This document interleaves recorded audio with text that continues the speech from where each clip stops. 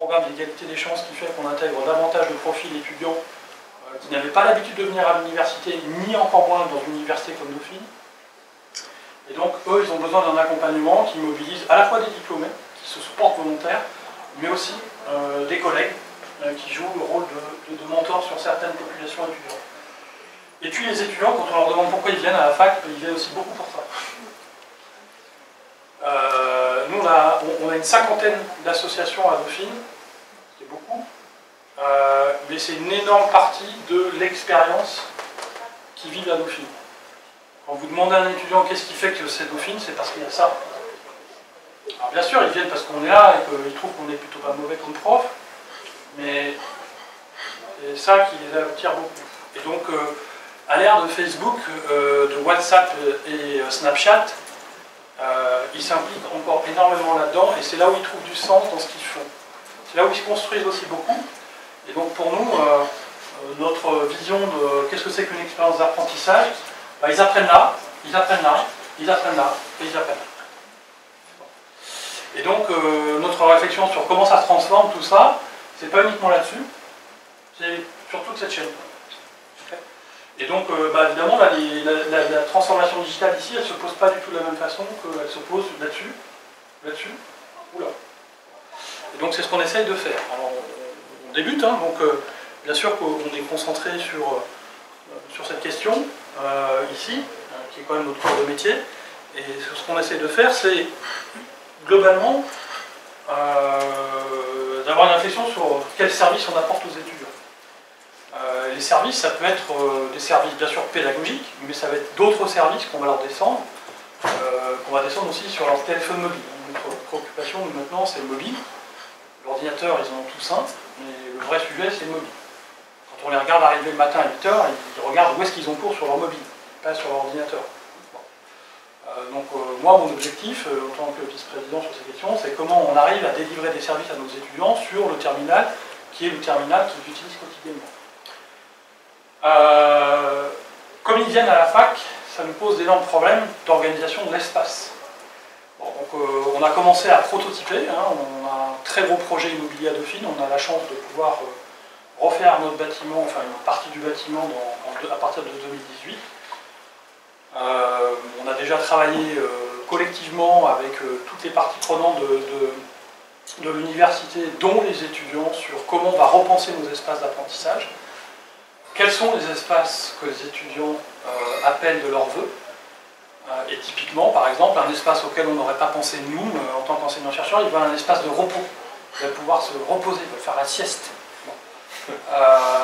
Mais c'est normal, ils viennent de 8 h du matin à des fois 10 h du soir. Ils ont 1 h 30 de transport en moyenne. Bon, c'est normal que quand ils viennent comme ça, il faut qu'il y ait des espaces. Et ce sont des espaces qui ont aussi été demandés par du personnel administratif. Bon. Dans les études qu'on a faites, on a fait des benchmarks internationaux. On a vu ça, par exemple, à l'université de Aalto en Finlande, ou Aalto Université, il y a effectivement des espaces où on peut se reposer. Bon. C'est typiquement des espaces que nous, on n'aurait jamais imaginé, qu'on pourrait tenter de prototyper. Et donc là, on est en train de prototyper des espaces nouveaux, collaboratifs, avec les étudiants, qui fonctionnent plutôt. Mais on va jusque-là parce qu'on pense qu'effectivement, toutes les pédagogies qu'on veut déployer, elles vont devoir nécessiter d'autres espaces. Là, on a lancé cette année les expérimentations de classe inversée et on déploie des Small Private Online Courses à partir de la rentrée. Sur des niveaux licence, c'est là où effectivement on a des effectifs importants, on est sur des cohortes de 800 à 900 étudiants par cours, donc forcément c'est là où ça a du sens de passer dans ces mécanismes-là parce que c'est effectivement du cours d'amphi, même si on a beaucoup de cours en petits groupes à Dauphine, ce qui nous pose d'autres problèmes puisqu'on a une variance de qualité d'un groupe à l'autre qui fait que les étudiants s'en plaignent aussi, et donc l'idée de déployer la classe inversée, c'est de réhomogénéiser cette qualité de cours. Alors au niveau master, c'est un petit peu différent puisque je vais y revenir en détail. On a aussi, avec les derniers ajustements des maquettes liées à la réforme de l'AERS, on a beaucoup plus d'étudiants en master 1 et avec des cohortes qui sont plutôt de 140 étudiants par master, ce qui fait qu'on se retrouve avec des cours d'amphi qu'on n'avait pas historiquement. Et Donc là, on est aussi en train de réfléchir pour, dès l'année qui vient, passer certains cours en classe inversée sur la base de quelques expériences qui ont été menées à Dauphine. Mais on a déjà déployé, je vous montrerai quelques exemples, des choses qu'on fait beaucoup plus, qui veut dire, au niveau du master, on peut travailler complètement différemment avec les étudiants, et donc avec des pédagogies qui sont learning by doing et project-based learning. Et on a plusieurs enseignants et plusieurs parcours de master qui sont quasiment fondés que là-dessus. C'est-à-dire que le travail étudiant, c'est plus du projet, et je vais vous montrer ça. Et puis bien sûr, ça ne se fera pas sans les enseignants, bien sûr. Et donc, le décret du 2 septembre dernier permet de maintenant faire de la formation continue des enseignants-chercheurs, ce qui n'était pas le cas en France avant. En tout cas, maintenant, c'est reconnu dans le temps de travail. Ce qui fait que là, on est en train de construire un catalogue de formation où on a fait toute une étude auprès des enseignants pour savoir qu'est-ce qu'ils attendaient comme formation. Et on est aussi en train Dauphine fait partie d'une commune qui s'appelle Paris Sciences et Lettres. Et notre question, c'est de savoir si on ne va pas mutualiser toutes ces formations au niveau de Paris Sciences et Lettres. Donc ça a beaucoup plus de sens de mutualiser avec d'autres enseignants, enfin avec d'autres collègues. Bon, donc voilà, ça c'est un petit peu le cadre global. Ce dont je vais vous parler, c'est un peu ce qu'on essaye d'expérimenter. Il y a des choses qui sont des expérimentations qui maintenant sont routinisées, certaines d'entre elles. Il y en a une que je fais maintenant depuis plus de 6 ans et qui fonctionne très très bien. Il y en a d'autres qui sont beaucoup plus récentes. Et donc, toute la réflexion qu'on a, nous, c'est de dire finalement, le digital, il nous pose une question, c'est de dire, on a encore une valeur en tant qu'institution d'enseignement supérieur dans la formation, c'est justement d'être un cadre dans lequel les étudiants vont venir se confronter à de la réalité, ils vont apprendre par eux-mêmes une partie des connaissances et des compétences en ligne, mais à un moment donné, il va falloir qu'ils se confrontent à quelque chose, à un enseignant, à d'autres, etc. Et donc, la conviction qu'on a, c'est que plus il y aura digital, plus notre rôle à nous, c'est de faire autre chose. Et cette autre chose, c'est ce que j'appelle la pédagogie du faire. On a pris une décision il y a 5 ans qui est d'obliger les étudiants à arrêter leurs études entre le M1 et le M2 et de partir faire quelque chose. Aujourd'hui, il y a 95% des étudiants de Dauphine en master qui vont faire une année de césure. Ça veut dire qu'ils peuvent faire 2 stages de 6 mois, ils peuvent faire le tour du monde, ils peuvent aller travailler en association, ils peuvent être bénévoles. Voilà. La plupart des étudiants au départ étaient sceptiques. Aujourd'hui, on est à 95% des étudiants qui choisissent de faire une année de césure. Ça a complètement changé notre 2e année de master, où les étudiants qui y reviennent ne sont plus les mêmes. On a une maturité d'étudiants qui n'a rien à voir avec ce qu'on avait l'habitude d'avoir. On a des étudiants qui ont presque une attitude de formation continue, on va dire. Ils sont beaucoup plus responsables dans leur apprentissage et beaucoup plus impliqués dans ce qu'ils font. Ça a pas mal changé la culture chez nous. Je vous l'ai dit, globalement, on a 16% des étudiants d'apprentissage. Au niveau du master, c'est plus d'un tiers des étudiants en apprentissage. C'est pareil, ça nous a obligés à repenser nos maquettes pédagogiques, ça nous a obligés à réorganiser nos plannings. Et c'est pareil, là on est face à des étudiants qui travaillent. Et donc, en termes de pédagogie, on ne peut plus tout à fait faire les mêmes cours qu'on faisait il y a 10 ans. Et donc ça a complètement changé aussi notre façon de travailler avec les étudiants. Et donc, notre réflexion, elle porte sur le fait que nous, notre rôle, c'est justement de concevoir ces dispositifs pédagogiques, c'est lesquels il faut qu'on fasse, comment on développe les capacités réflexives, comment on développe les capacités critiques, et comment on déploie de l'accompagnement du tutorat de façon massive. Parce que la question, c'est pas tant de le faire sur un petit groupe, mais de faire à une échelle où on a quand même en Master 2 3400 étudiants. Donc forcément, ça pose des questions. Alors tout ce qu'on essaie de faire, ici je vous ai listé un petit peu toutes les tentatives, les expérimentations qu'on mène. J'ai un collègue qui a fait l'année dernière la prise de notes collaborative, qui est une façon aussi de faire travailler autrement les étudiants sur je prends des notes, mais là on va prendre des notes ensemble. Donc c'est aussi un travail où on va essayer non pas justement par rapport à la question du plagiat, c'est de dire on produit collectivement le compte rendu du cours ou de la séance. Techniquement, ça fonctionne bien. Après, les étudiants ne sont pas très convaincus. C'est-à-dire qu'ils ont du mal à s'approprier le compte-rendu qui est fait collaborativement. Bon. Et donc voilà, ça c'est des expériences, on a tenté. Les étudiants ont joué le jeu, l'enseignant qui l'a fait a vraiment été super impliqué dans son cours là-dessus. Bon. Il y a des outils hein, pour la prise de notes collaborative, il y a plein de solutions. C'est pas la solution qui pose problème, comme souvent. C'est comment on s'approprie ça. Et aujourd'hui, les étudiants, ils ont des méthodes de prise de notes qui font que voilà, ils n'arrivent pas à se dire celle que l'autre utilise est aussi bonne que la mienne. On voit bien qu'il y a des styles cognitifs ici pour ça. L'interactivité en amphi, ça c'est des choses que j'ai testées, c'est d'utiliser le téléphone mobile notamment pour faire voter les étudiants. Donc ça ils apprécient beaucoup, c'est un côté ludification comme diraient les Québécois, on dit gamification parce qu'on utilise des mots anglais. Bon, donc ça oui on est convaincu qu'on peut rendre l'amphi interactif. Et il y a plein de facs qui se lancent dans des expérimentations pour le réenchanter entre guillemets. Et que ça passe beaucoup par cette interactivité que le digital pour le coup permet. Donc moi j'aime bien utiliser le vote étudiant au début avec une question qui est posée par exemple sur la plateforme hein, en amont du cours. Et puis on regarde les résultats et puis on peut faire voter. Voilà. Ça c'est quelque chose que les étudiants aiment beaucoup. Alors évidemment le problème c'est qu'on bute toujours sur parfois des questions techniques qu'on est en train de résoudre. Parce que la solution la plus robuste finalement c'est le SMS. Ça reste le SMS. Plutôt qu'une solution qui passe par le Wi-Fi quand vous avez 140 sur une seule borne, le Wi-Fi il n'aime pas. Et donc là on est en train de changer nos bornes pour passer à des bornes qui supportent 400 connexions simultanées. Mais voilà, les questions sur lesquelles on bute c'est ça, les questions techniques, pas les questions d'usage. Alors la classe inversée, je vous en reparlerai peut-être un peu. Deux expériences cette année. Pas simple du tout. Pas tant pour l'enseignant. Pour l'enseignant, c'est beaucoup de travail de préparation. Mais c'est pas simple pour les étudiants. C'est les étudiants qui sont déstabilisés. L'étudiant français, il est quand même pas toujours prêt à comprendre qu'il faut qu'il travaille autant. C'est une grosse découverte pour eux. Tout d'un coup, ils se rendent compte que c'est eux qui doivent travailler. Et je ne plaisante pas, c'est les difficultés sur lesquelles on a. Je ne sais pas, c'est une chose que beaucoup font aussi, c'est le study tour, c'est une autre façon d'apprendre.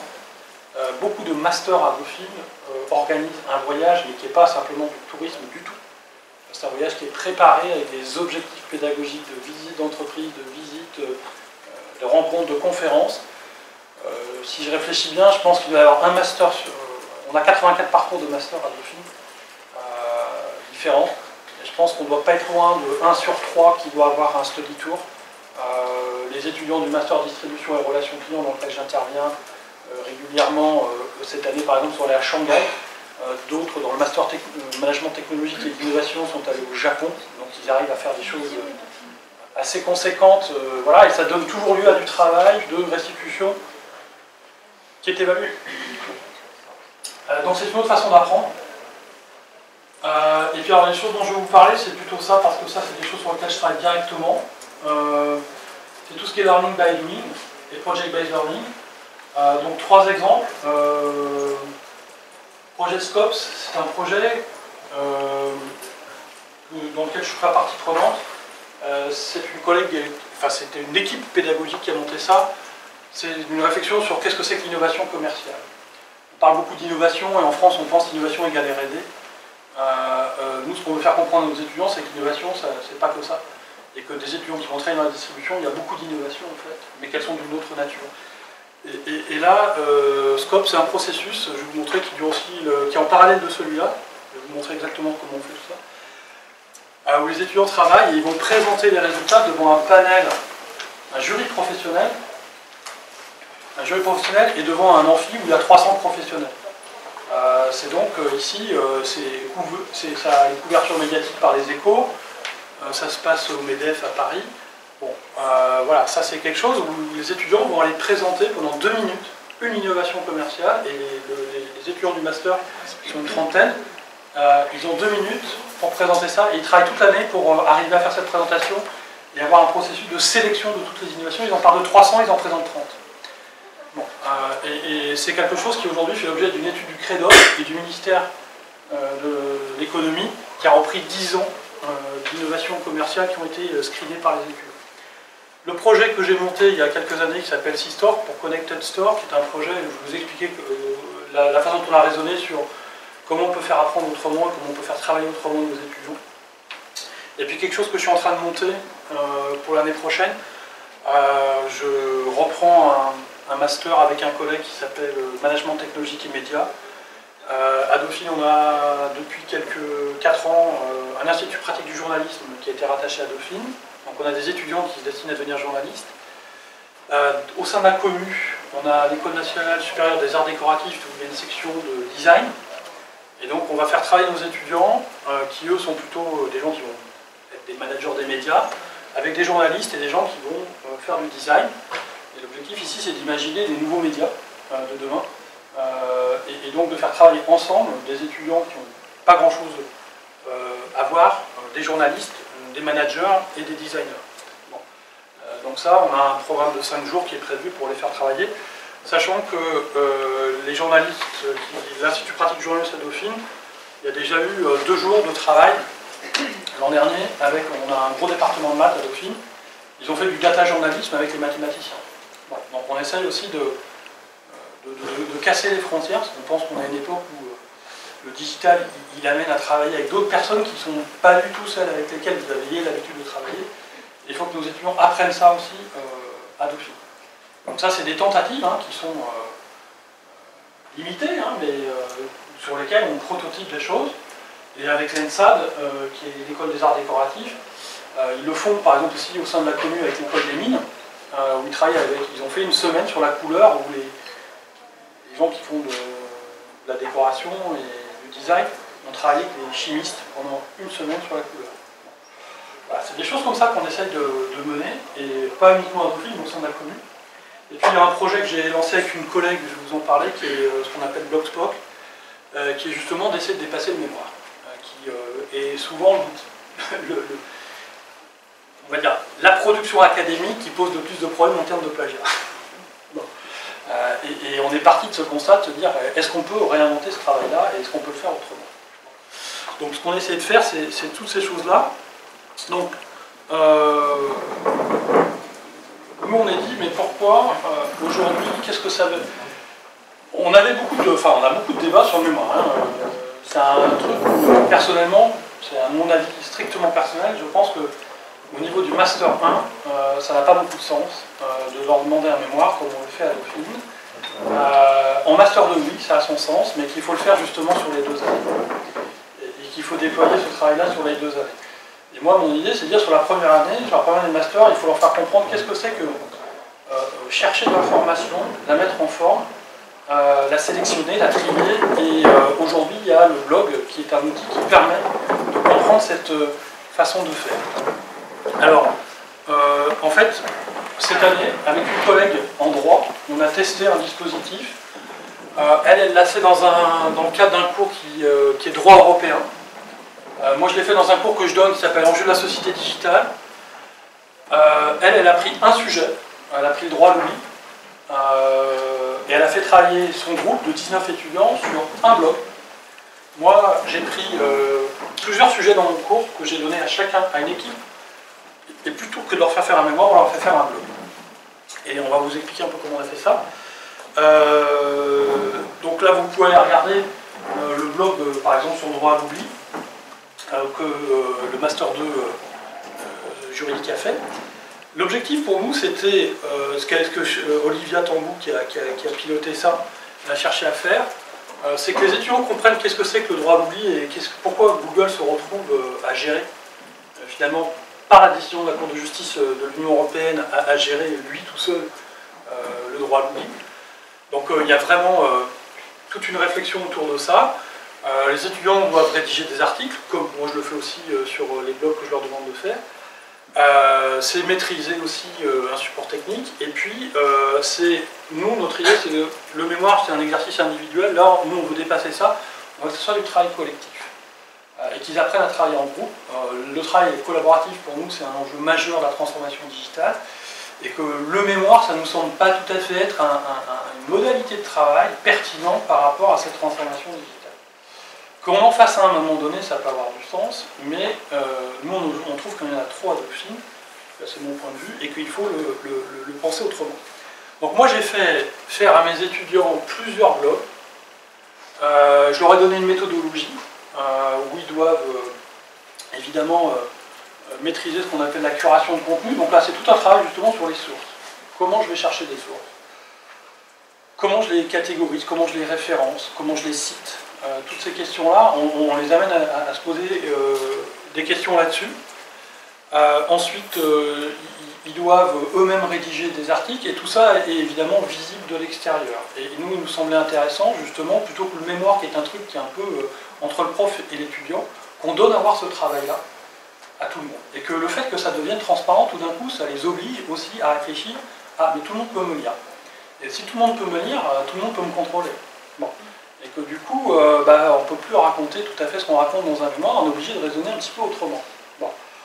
Et que du coup, il faut être très vigilant sur la façon dont on cite, la façon dont on mobilise des références, et puis on ne peut pas se contenter d'agréger uniquement des contenus. Donc voilà, c'est ce qu'on a essayé de faire. Le résultat, alors, un point important, c'est que, alors Olivia n'a pas fait tout à fait la même chose que moi sur l'évaluation. Moi j'ai évalué le blog à la fin, sur 20 il a 10 points, mais je mets 10 points sur autre chose, qui est tout un travail de réflexivité, de qu'est-ce que les étudiants ont appris. Ils doivent me rendre un document de 5 pages sur lequel ils m'expliquent qu'est-ce qu'ils ont appris, qu'est-ce qui a été très compliqué pour eux à fabriquer, techniquement, qu'est-ce qui a été compliqué entre eux, dans la gestion, la relation, comment ils ont résolu leurs problèmes, et comment ils pourraient améliorer ce qu'ils ont fait. Et donc finalement, l'évaluation, pour moi, bien sûr qu'il faut continuer à évaluer les contenus, le fond, mais aussi on déporte une partie de l'évaluation sur le processus, et comment eux sont capables de revenir sur eux-mêmes, et comment ils ont réfléchi à ce qu'ils avaient fait et ce qu'ils avaient appris dans ce processus-là. Et ça, les étudiants nous l'ont tous dit, que ce soit Olivia ou que ce soit moi, que c'était la partie qui les avait finalement le plus fait comprendre ce qu'ils devaient faire, et c'est là où ils ont le plus appris. Le fond, finalement, était un prétexte sur des compétences nouvelles qu'ils ont compris qu'ils devaient maîtriser à l'ère du numérique. Et du coup, ce qu'on a proposé au sein de la commune, c'est de tenter de généraliser cette expérience à d'autres, avec d'autres cours sur d'autres dispositifs. Donc il se trouve qu'au sein de la commune PSL, on a chaque année un appel à projet de pédagogie innovante sur lequel on peut faire financer notamment des heures de cours. Et donc là, on a monté un projet avec l'ENS et puis avec l'école des hautes études en sciences sociales. L'idée, c'est d'essayer d'arriver à une méthodologie du blog d'étudiants, d'arriver à la formaliser et ensuite d'en faire un outil de formation pour tous les enseignants et tous les étudiants de la commune, et puis ensuite, bien sûr, au-delà. Donc, tout ça, notre objectif, c'est qu'on teste cette année, à partir de septembre, je commence le 8 septembre, on teste le module de formation et d'accompagnement des étudiants. Je vais vous montrer ce qu'on a prévu. Si ça fonctionne bien, on passera ça en mode en ligne. Comme ça sera une ressource d'auto-formation pour les étudiants. Et tous les enseignants qui voudront substituer le mémoire à ce type de projet pourront avoir des ressources à disposition de leurs étudiants. Et les étudiants pourront utiliser ces ressources quand bon leur semble, s'ils en ont besoin. Donc les modules, là, on va d'abord tester les formations, les contenus des formations. Donc on a prévu un module de 30 heures que les étudiants vont pouvoir suivre. Il n'est pas obligatoire, ils savent qu'ils vont avoir un blog à faire, en commun. Et on a prévu un certain nombre d'heures de coaching des équipes, notamment. Ils vont pouvoir dialoguer avec un coach qui les aide, notamment dans la gestion d'équipe. C'est des choses que j'ai déjà testées. Donc là, c'est les différentes parties de la formation qu'on a prévues. Et donc, il y a des compétences techniques, il y a des compétences informationnelles, et puis juridiques, bien sûr. C'est qu'est-ce que j'ai le droit de faire, qu'est-ce que j'ai pas le droit de faire. Notamment, finalement, les liens, c'est encore plus compliqué que les citations, on va dire, dans des documents. Bon, et donc tout ça, ça va leur être dispensé cette année. Et donc là, on va le déployer sur 150 étudiants différents, à l'EHESS, à l'ENS et à l'EFI. Et donc, l'idée, c'est qu'on se sert de cette année comme une expérimentation pour, entre différentes disciplines, regarder qu'est-ce que ça donne quand c'est fait en sociologie, quand c'est fait en histoire et quand c'est fait en droit et en gestion comme je le fais. Bon, et de se dire finalement, est-ce qu'on a une méthode robuste qui tient la route et qu'on peut formaliser en ligne et qu'on peut mettre ensuite à disposition de tous les enseignants qui le souhaitent. Donc voilà, ça c'est des choses qu'on teste, qu'on expérimente, hein, ça reste très expérimental, et ma conviction c'est que ce que le digital appelle pour nous en tant qu'enseignants-chercheurs, c'est justement d'expérimenter. Et on ne peut pas rester en disant on va continuer à lire des mémoires pendant des années, il faut qu'on fasse autre chose. Il faut qu'on le fasse autrement, et dès qu'on le fait autrement, ça pose des questions sur comment le faire, mais le retour des étudiants cette année, c'est de nous dire, ça c'est quelque chose auquel on a beaucoup appris, on a appris des choses qu'on n'aurait jamais apprises ailleurs, et personne ne nous les aurait apprises, et on n'a pas eu l'impression qu'on faisait moins de travail que d'habitude, au contraire on a été amené à travailler davantage. Bon. Et ça c'est un premier dispositif où finalement, ce qu'on essaye de faire, on les évalue non pas sur leur capacité à rédiger, hein, c'est sur des compétences un peu différentes. Et surtout, qu'ils soient eux-mêmes en capacité réflexive sur ce qu'ils ont fait. L'autre type de pédagogie qu'on essaye de déployer, alors là c'est plutôt au niveau des M2, que je vous ai dit, ils partent en année de césure, il y en a qui ont fait de l'apprentissage, donc on récupère nous beaucoup d'étudiants en M2 qui ont une maturité qui est très différente d'un étudiant de M2 classique, si je voulais le faire rapidement. Ce qui fait que eux, les cours traditionnels, pas trop envie d'avoir des cours traditionnels. Et ça fait déjà un petit bout de temps qu'on le sent, qu'on le savait, et qu'il fallait qu'on fasse autrement. Donc là, je vais vous donner le cas d'un master dans lequel une collègue est allée assez loin dans le master qu'elle gère, c'est-à-dire qu'elle a repensé complètement son master autour de ces deux projets. Et les cours sont positionnés pour nourrir les projets. Donc c'est presque un master project-based learning.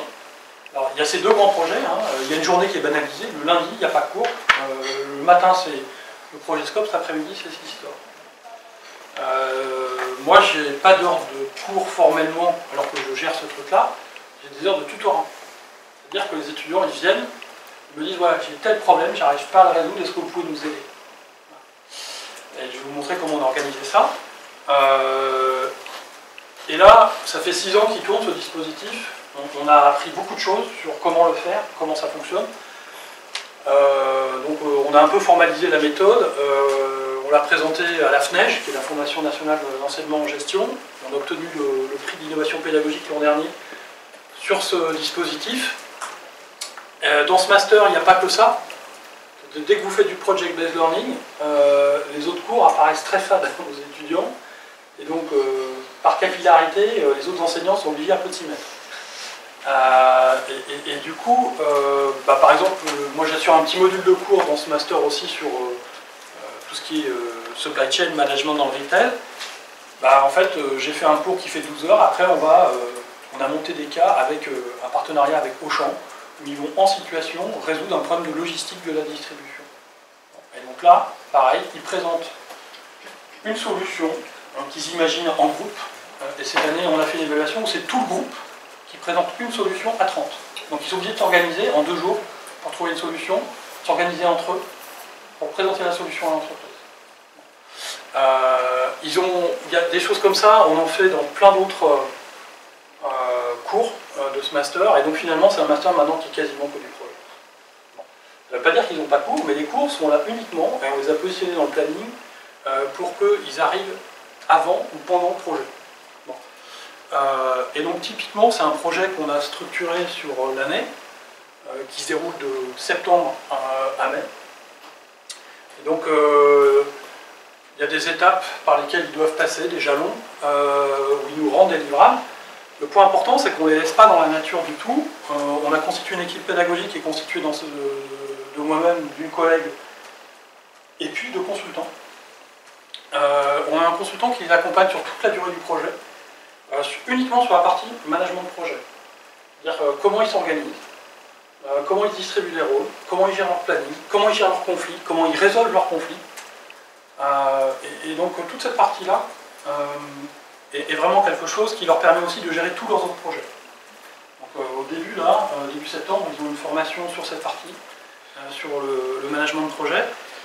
Et quand on fait un débrief avec eux à la fin de l'année sur qu'est-ce qu'ils ont appris dans le projet, ce qui ressort systématiquement, c'est pas tant, encore une fois, on a mis en place une application mobile pour Nicolas cette année, hein, c'est un des projets. Non, j'ai appris à gérer un projet. J'ai appris à résoudre des problèmes avec les gens, chose que je ne savais pas faire avant. Bon. Il vient d'où ce consultant? Pardon? Il vient d'où le consultant? Il vient d'une entreprise qui fait qui a un consultant qui la boîte s'appelle MMC Consulting, c'est une boîte qui est spécialisée en consultant parcours client et relations clients. On a d'autres consultants qui interviennent, on a un consultant qui intervient sur le cahier des charges. C'est-à-dire que ici, les étudiants, dans le projet, ça consiste à travailler avec une entreprise. Ils travaillent avec une entreprise, une vraie, qui existe, et ils leur proposent une solution qu'ils ont vue en disant, bah voilà, votre site il va pas bien, vous n'avez pas d'application mobile, on est allé dans votre magasin, ça ne fonctionne pas. Donc nous, on propose une solution. Et ils la construisent et ils vont jusqu'au prototype. Ils fabriquent des sites web et nous, on a déjà eu des problèmes. Par exemple, ils ont fait un site pour Delcey. J'ai eu une lettre du service juridique de Delcey nous demandant de fermer le site. Il y a des gens qui mettaient leur carte bancaire quand même. Donc ça veut dire que c'était plutôt réussi comme projet. Voilà, on a des choses comme ça. On a des entreprises qui coopèrent très très bien. Là, je parlais de Nicolas, hein, on a travaillé avec eux cette année. On travaille avec Zodio, par exemple, aussi, qui est une autre enseigne. Bon, voilà. Donc, ils ont des livrables, ils ont une stratégie, un business plan, un cahier des charges, et ils nous livrent un prototype. C'est-à-dire qu'ils font, ils fabriquent. Ils sont vraiment dans cette logique du faire. Ils fabriquent un site ou ils fabriquent une application mobile. Des étudiants en marketing. Hein. Et donc, on leur apprend à prototyper. Et donc, c'est là où ils apprennent beaucoup. Mais cette logique de prototypage est quelque chose qu'ils apprécient énormément. Et c'est quelque chose qui leur permet de dialoguer notamment avec l'entreprise. Donc il y a des méthodes de prototypage en ligne. Hein, aujourd'hui, on utilise du wireframe. Il y a des outils de wireframe très sophistiqués qui permettent de faire des applications très importantes. Et on a un partenaire qui s'appelle Proximus qui nous fournit un logiciel de gestion e-commerce qui nous permet à nos étudiants de travailler directement dedans. Bon. Donc ça c'est un projet qui en fait, quand vous regardez tout ce qu'on mixe comme compétences dedans, si on regarde tout ce qu'on a, voilà, le point qui est important, c'est que avant je faisais un cours de système d'information, avant je faisais un cours d'e-commerce, avant on avait un cours de merchandising, avant on avait un cours de finance. Tous ces trucs-là, ils n'existent plus. Il n'y a plus de cours. Par contre, toutes ces choses-là sont bien présentes dans le projet. C'est-à-dire que tous les étudiants doivent aller piocher auprès des enseignants ce qu'ils doivent apprendre et le tester eux-mêmes, se casser la gueule. Et nous, on est là quand ils se cassent la gueule pour les relever, et leur dire non, c'est pas comme ça qu'il faut faire. Regarde, t'as pas vu ça, t'as pas fait attention à ça. Là, vous n'avez pas vu ça, allez voir ça. Bon. Et c'est là où on est vraiment dans cette pédagogie du faire, hein, le learning by doing. Et puis, on a le droit à l'erreur. Et il y a une chose qu'on a mise en place dans l'évaluation, c'est-à-dire sur les jalons, quelque chose qu'on a vraiment mis vraiment en place, et quelque chose qui est très important à mes yeux, c'est que chaque fois qu'ils font ici une présentation, un livrable, ils le font devant toute l'équipe pédagogique. Donc il y a les consultants, hein, il y en a 3, puis les 2 enseignants. Il y a une grille d'évaluation qu'ils connaissent à l'avant, il y a des critères, et cette grille, ils la connaissent depuis le départ. Par contre, l'évaluation suivante, toutes les remarques qu'on leur a faites à ce niveau-là, il faut qu'ils les aient adressées. Et il faut qu'ils nous aient fait un retour sur comment ils les ont traitées. Et ils n'ont pas le droit de commencer à présenter tant qu'ils n'ont pas répondu à toutes les questions qu'on leur avait posées. Et ça, ces boucles de rétroaction sont fondamentales dans les mécanismes d'apprentissage. Et là, on les a complètement formalisés. Et c'est quelque chose qui les aide énormément. Et cette année, on a vraiment testé ce dispositif. Et les étudiants nous disent ça, c'est ce qui nous aide le plus. Et donc, c'est une demande que je sens, moi, sur d'autres cours où les boucles de rétroaction, elles ne sont pas suffisantes, à mon sens, dans l'apprentissage aujourd'hui, notamment à l'université. Et que c'est une demande des étudiants qui est extrêmement importante. Donc dans le learning by doing, on est obligé de passer par là, parce que sinon ils ne peuvent pas avancer. Et du coup, nous, on les a quasiment formalisés. Bon. Voilà. Et puis, voilà, pour terminer, nous on va aller beaucoup plus loin, c'est-à-dire que quand on a des projets comme ça, les salles qu'on a, du coup, elles ne sont pas du tout adaptées. C'est-à-dire que les espaces où ils travaillent, les temps où ils travaillent, voilà, des fois ils veulent travailler la nuit. Bon, bah, l'université elle ferme à 22h30. Ça commence à devenir un sujet pour nous. Il y a des débats sur la disponibilité de l'ouverture du bâtiment. C'est un vrai sujet. Nous, nos étudiants, on a un objectif stratégique à Dauphine, c'est d'envoyer 100% de nos étudiants un semestre à l'étranger en licence.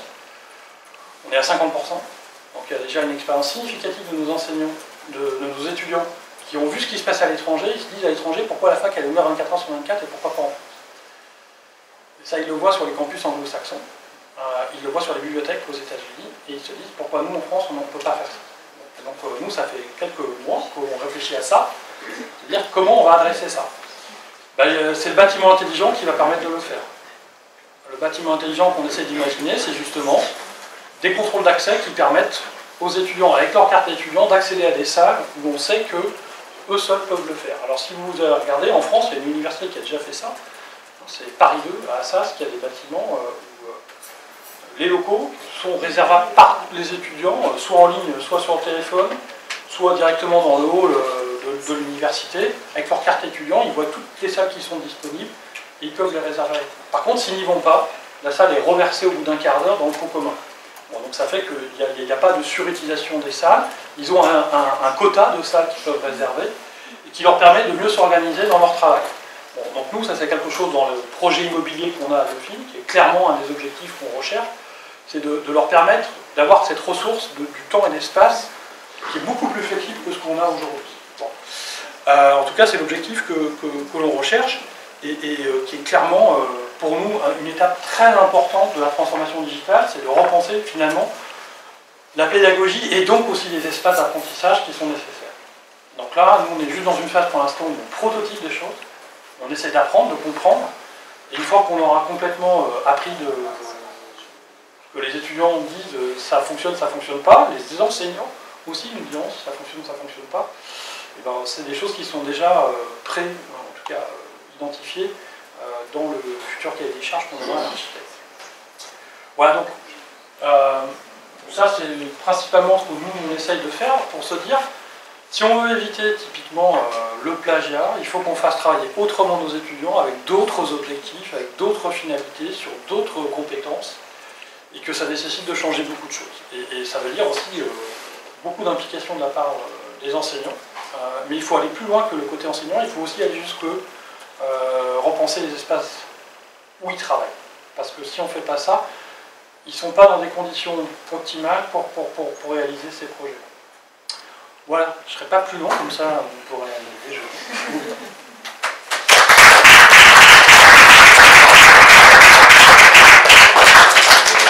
Bah, c'est des questions, je suis prêt à y répondre. Hein. Tout n'est pas rose, tout n'est pas facile dans ce qu'on fait. Il y a des choses où on se plante. Est-ce que vous pensez, là, je vous parlais d'un niveau master pour votre projet assistant, mais est-ce que vous pensez que c'est applicable à du premier cycle universitaire? C'est pas ma lecture aujourd'hui. Je pense que ça sera souhaitable, mais il faut qu'on passe par des étapes intermédiaires. Ma lecture des étudiants de première année, en tout cas ceux que nous on a à Dauphine, c'est qu'ils sortent du lycée français et il faut leur apprendre à travailler autrement. Et ça prend du temps. Parce que le système du secondaire français, il les formate dans un sens où typiquement ils aiment bien faire des dissertations, ils aiment bien faire des choses comme ça. Travailler en mode projet, c'est très violent pour des étudiants qui sortent du bac. Même si le lycée est censé leur faire des projets, en fait ils en font très peu aujourd'hui. Et aujourd'hui on n'a pas encore trouvé complètement comment faire ça au niveau de la licence.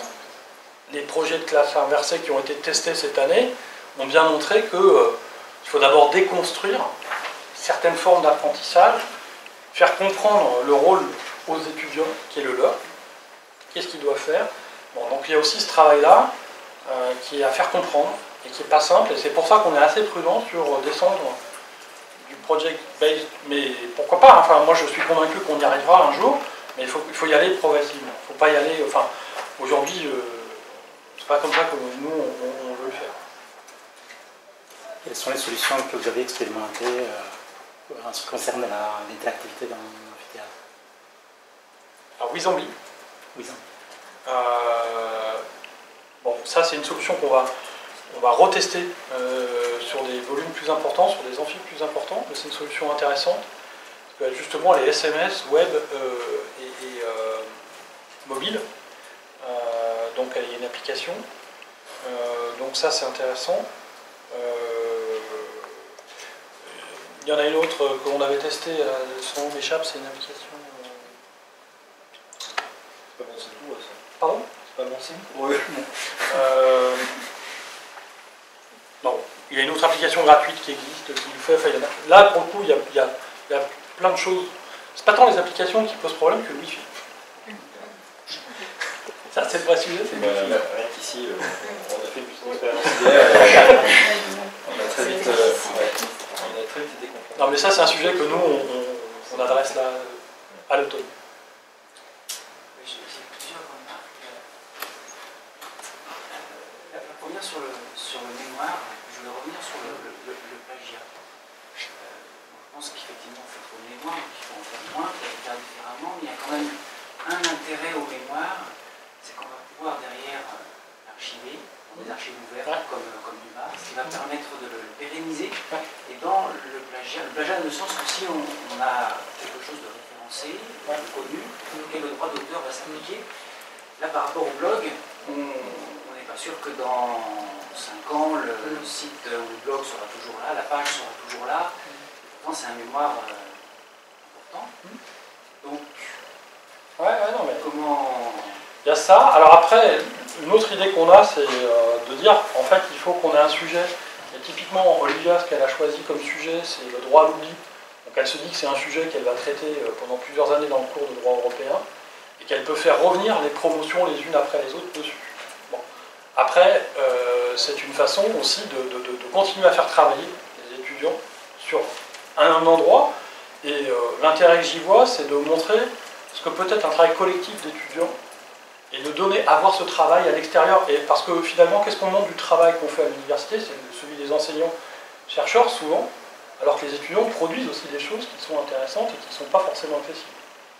C'est une forme de visibilité du travail étudiant qui, moi, me semble intéressante, de montrer qu'ils ont aussi ces capacités-là, et que des gens peuvent venir aussi lire ça. Alors après, on peut le faire sous d'autres formes, continuer à faire du mémoire. Il y a un dispositif, peut-être que certains l'utilisent, mais dans un autre master dans lequel j'interviens, qui est le master industrie de réseau économie numérique, le mémoire a été découpé en 4 étapes. Et chacune des étapes, il y a une étape sur la revue de littérature, il y a une étape sur la réflexion sur les données, les enseignants donnent les données. Ensuite, il y a une pré-soutenance qui est faite avec les enseignants, et puis ensuite, il y a une soutenance du mémoire, qui fait que le fait de le suivre de façon séquencée avec des étapes dans le mémoire fait que justement, on peut détecter dès le départ des problématiques de source, des problématiques d'utilisation des données, des sources des données. Voilà, c'est un autre dispositif pour continuer à faire du mémoire un peu plus intelligent. On a envoyé en fait la méthode de construire, de concevoir un mémoire, peut-être là où je peux travailler. Après, bon, j'avais d'autres remarques, notamment sur la rétroaction en classe ou sur le... Vous avez nous, on se pose des questions de l'égalité des chances. Alors peut-être que sur Paris, vous avez la chance que tout le monde ait vraiment un dispositif personnel que vous pouvez utiliser. Mais c'est pas forcément le cas, et il y a des étudiants qui n'ont pas de portable et éventuellement de smartphone. Ça arrive. Donc dans l'égalité des chances, il faut aussi prévoir cette dimension-là, malheureusement. Et puis la dernière remarque que je voulais faire, c'est que sur l'approche par projet, les choses sont très orientées vers la dimension compétences. Alors est-ce que vous réfléchissez à aller vers l'usage d'e-portfolio? Et ma question qui est derrière, c'est il y a un gros souci de l'évaluation des compétences. Aujourd'hui, on ne sait pas faire proprement, à mon sens, même si nos collègues québécois ont de l'avance là-dessus, je pense.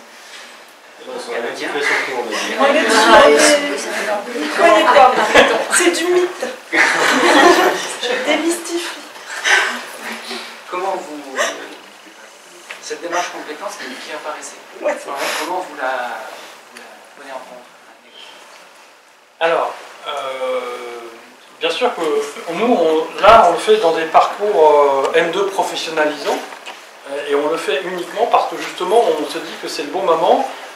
Les étudiants, on les a de septembre à mai, après ils rentrent dans la vie professionnelle, et notre idée de faire ces projets-là à ce moment-là, c'est justement de les pré-professionnaliser au cours de cette dernière année à l'université. Bien sûr que la question de la formalisation des compétences, elle va à un moment se poser, et elle commence à se poser. Alors, c'est une question à laquelle j'ai déjà réfléchi, mais il se trouve qu'effectivement, dans la question du master dans lequel je travaille, il n'y a pas de référentiel de compétences existant, notamment sur les sujets qu'on traite. Par contre, c'est quelque chose qui existe dans d'autres professions. Par exemple, si on prend les systèmes d'information, il y a un référentiel professionnel qui est révisé. Il y a un référentiel européen, en plus, qui a été mis en place, qui est plutôt assez bien fait, bien construit. C'est l'objet de beaucoup de travail de concertation au niveau européen sur les systèmes d'information. Donc, parfois, et je vois dans le domaine bancaire, qui est aussi, on a plusieurs masters dans le domaine bancaire à Dauphine, il y a un référentiel des métiers de la banque, avec les référentiels de compétences afférents. Bon, donc là, on aurait les bases éventuelles pour commencer à construire un référentiel d'évaluation de compétences. On ne l'a pas toujours, et le problème que j'ai aussi, c'est que je regarde le projet tel qu'on l'a conçu il y a 7 ans et la façon dont on le fait fonctionner aujourd'hui. Il y a beaucoup de compétences qui ont déjà changé en 7 ans.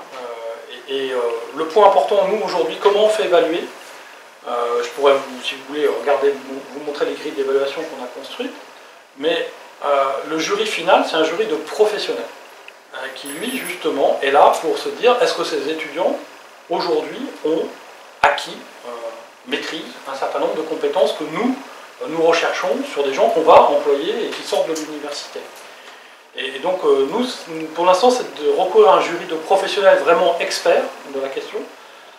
Le e-portfolio, oui, il va arriver en France peut-être plus vite qu'on ne le croit, parce qu'il y a le compte personnel de formation qui s'est mis en place depuis le 1er janvier, alors qui est certes une solution balbutiante, mais aujourd'hui, le compte personnel de formation, il existe en ligne. C'est un site qui est géré par la Caisse des dépôts et consignations. Et on voit bien que de toute façon, toutes les formations professionnelles, qu'elles soient qualifiantes, certifiantes ou diplômantes, ont vocation à alimenter le compte personnel de formation.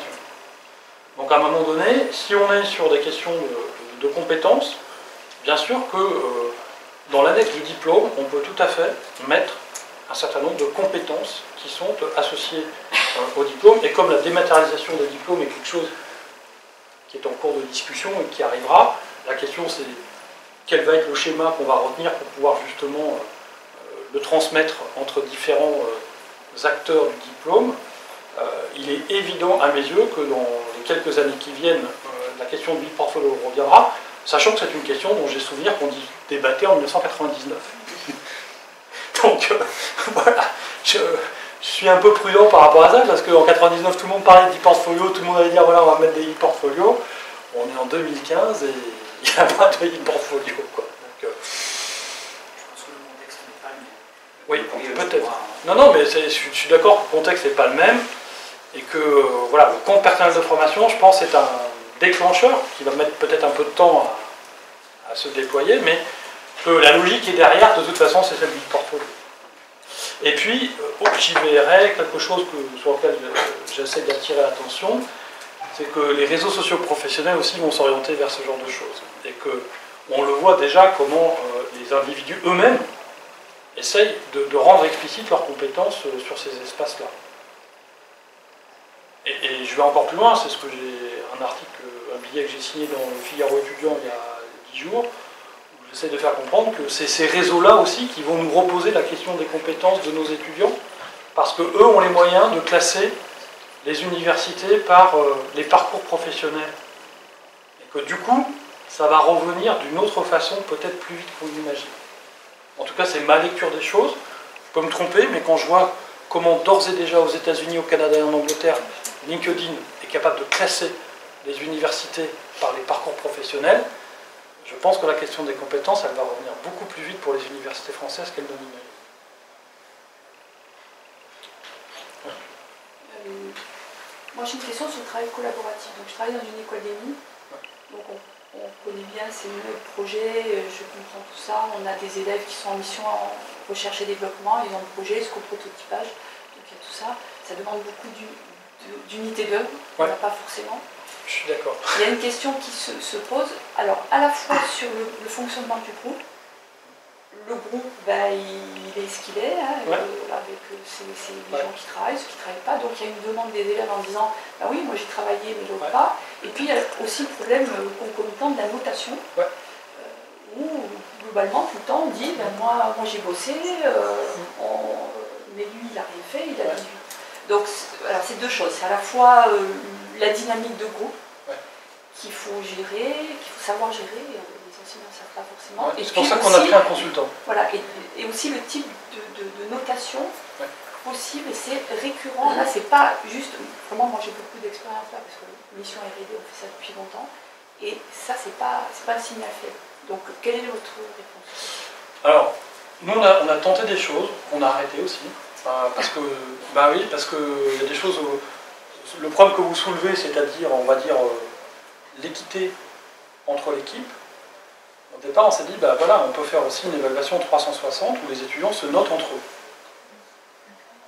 Bon. On a essayé ça. Ça a été rejeté par les étudiants. Alors on leur a dit clairement, si vous ne voulez pas jouer la transparence entre vous sur toi tu as été contributif, toi tu l'as été moins, toi tu n'as pas fait ton travail, tu nous as mis dans une situation délicate, si vous n'êtes pas capable de vous le faire, on a arrêté ce dispositif et on est allé chercher un consultant où justement, nous ce qu'on fait, c'est qu'on les oblige à nous définir leur équipe. Qui fait quoi? On leur donne ils doivent choisir un chef d'équipe, et tous les projets que j'ai suivis depuis 6 ans, le chef d'équipe change tout le temps. C'est-à-dire qu'ils se trompent toujours sur qui est capable d'exercer le leadership et gérer l'équipe. Et nous, et ça pour moi c'est l'apprentissage. C'est là où on fait notre job. C'est là où on leur fait comprendre des choses sur eux-mêmes, et qui ils sont, qu'est-ce qu'ils peuvent devenir, et qu'est-ce qu'ils peuvent prendre comme place dans la société. Et le consultant les accompagne vraiment sur cette partie-là, c'est-à-dire qu'ils doivent écrire une charte d'équipe. Cette charte d'équipe, dès qu'il y a un problème, ils doivent la sortir. Ça ne fonctionne pas toujours, et donc il y a parfois des crises qui vont jusqu'à ce qu'ils demandent, et nous on a conçu le dispositif, où quand il y a justement des choses qu'ils ne savent pas résoudre entre eux, on leur demande de trouver dans la charte d'équipe la méthode de résolution de conflits qu'ils veulent mettre en place. Quand celle-ci elle ne fonctionne pas, ils ont le droit d'abord d'appeler le consultant, et puis ensuite, nous, enseignants qui sommes responsables, on tranche et on les convoque. Et donc cette année, j'ai eu un cas comme ça, où une équipe, le responsable de l'équipe ne faisait pas son job, n'assumait pas sa tâche. On a fait éclater le problème devant l'équipe, on a dialogué, ça a été difficile, ça a été violent, mais on a fini par se mettre d'accord et ils ont pu avancer. Donc après, sur la partie notation, nous on n'a pas voulu aller à la notation individuelle, on pense que c'est un travail d'équipe et que c'est justement à eux d'apprendre à s'ajuster entre eux. Alors évidemment c'est des choses auxquelles ils ne sont pas toujours préparés, mais nous on a la chance quand même à Dauphine, peut-être que ce n'est pas toujours le cas de d'autres institutions, mais ils ont fait souvent de l'apprentissage à une année de césure, donc ils ont une certaine maturité professionnelle. Et il y a déjà des étudiants qui ont quand même été confrontés à ça en entreprise, et qui du coup le maîtrisent un peu. Parce que c'est ça, je pense aussi en entreprise, il y a des gens qui font rien. Oui, c'est ça, je me Ah, c'est la situation des entreprises. Un étudiant, on le prépare à une vie en entreprise, et je pense que ce parallèle il est très important, parce que quand un individu dans une entreprise, on va mesurer un travail de groupe, un travail collaboratif, donc il va y avoir un résultat d'entreprise qui sera généré par un travail collectif, et ce même individu sera également mesuré sur son travail individuel. Donc je pense que ce parallèle est très important, parce qu'il ne faut pas oublier que l'étudiant derrière, il fera partie d'un fonctionnement d'entreprise qui est ni plus ni moins que ça, c'est-à-dire tu es responsable du travail complet de l'entreprise avec ta contribution. Et cette notion-là, voilà, je pense que cette c'est pas évident, c'est pas évident, c'est mais pas facile. Chaque année, on a des difficultés et dans les groupes, mais ça fait partie. Nous, on leur dit, ça fait partie de l'apprentissage. Oui, c'est extrêmement long de passer du temps à expliquer, à faire de la dynamique de groupe. Mais alors ça, c'est pour ça que nous, on a dit, moi, je sais pas faire, c'est pas mon métier. Par contre, j'ai été chercher un consultant qui sait faire ça. Et on a un certain nombre d'heures. Alors évidemment, on a les budgets pour faire ça, je suis complètement d'accord avec vous. Ce genre de pédagogie, ça consomme de leurs profs. Hein. Ça, c'est très très clair, et que sur les budgets, on doit se battre souvent pour maintenir ces budgets-là. Et bon, nous, on se débrouille avec la taxe d'apprentissage pour la collecter, pour pouvoir financer ce genre de choses, mais c'est pas évident. Hein. La période actuelle est vraiment difficile. Donc voilà, mais après c'est un choix pédagogique majeur de ce master qui est assumé par sa responsable et qui nous donne les moyens de le faire. Tant qu'elle est là, on a la garantie que ça fonctionnera, mais effectivement, le point c'est que sur cette partie-là, je crois que c'est une des choses, et un étudiant avec lequel ça s'est extrêmement mal passé cette année, qui est venu me voir à la fin mai après les soutenances et qui m'a dit merci parce que j'ai appris des choses sur moi-même. Et ça, ce genre de choses, c'est bien. Qu'on arrive aussi à leur faire comprendre qu'ils ne sont pas faits pour être chefs, en tout cas qu'ils ne savent pas faire. En tout cas, aujourd'hui, ils ne savent pas encore faire. Alors que lui se voyait comme un espèce de cador et ça n'a pas fonctionné. Nous, on leur dit clairement qu'ils vont avoir des difficultés. On les prévient que ça va être difficile et on leur prévient que ça fait partie du projet. Et que c'est à eux de trouver des solutions. Quand ils n'en ont pas, il y a un consultant, et quand ça ne fonctionne toujours pas, nous on se penche en dernier ressort. Après, sur la notation, ils savent que c'est notre devoir. Et ça, c'est à eux de se débrouiller. Il y en a, et très concrètement, comme la nature des tâches à chaque étape est différente, en fait, ils arrivent relativement à s'exprimer, chacun à chacune des étapes. C'est ce qu'on a essayé de faire. On a essayé de varier les tâches pour que justement, ceux qui soient bons sur la partie financière, ils puissent faire le calcul financier, ceux qui sont bons en marketing, ils vont faire la partie sur le plan marketing, etc. Donc on a vraiment essayé de réfléchir à varier les tâches pour que les différents profils puissent fonctionner. Après, c'est de l'humain, hein. Donc ça fait partie du truc, quoi. Mais ce qu'il faut, c'est la richesse de ces projets. Hein. Oui, ça, je confirme. C'est pas des cours, on s'ennuie pas en cours. Peut-être une dernière question. Si je peux me permettre.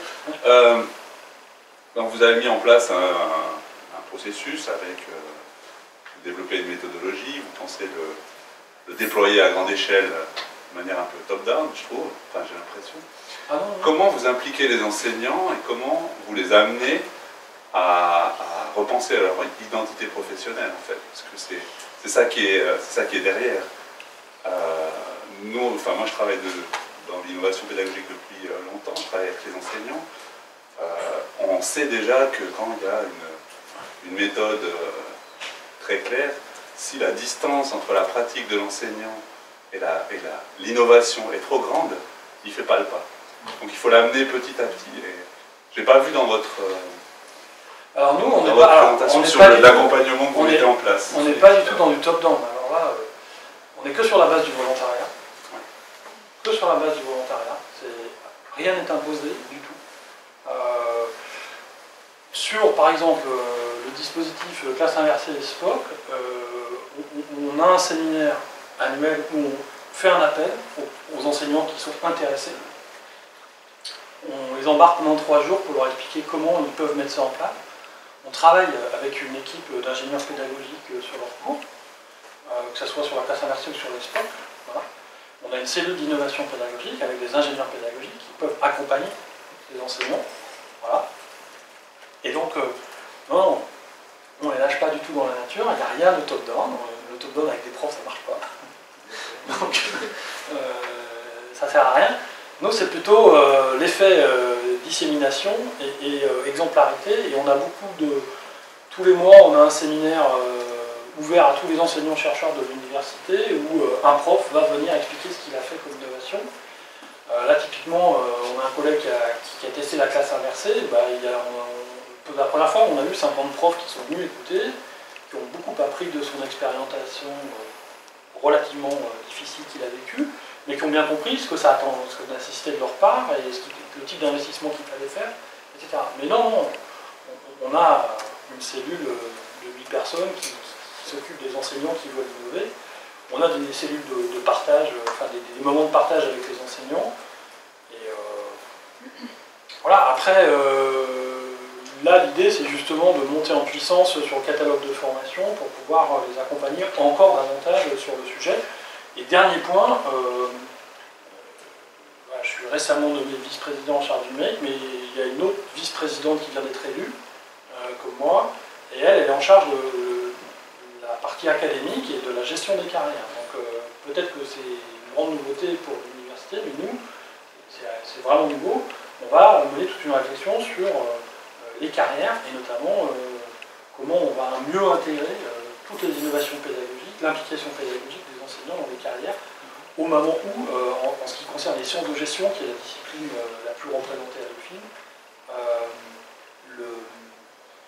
l'agrégation disparaît et du coup la façon de devenir professeur est très différente. Et donc voilà, ça va amener à changer.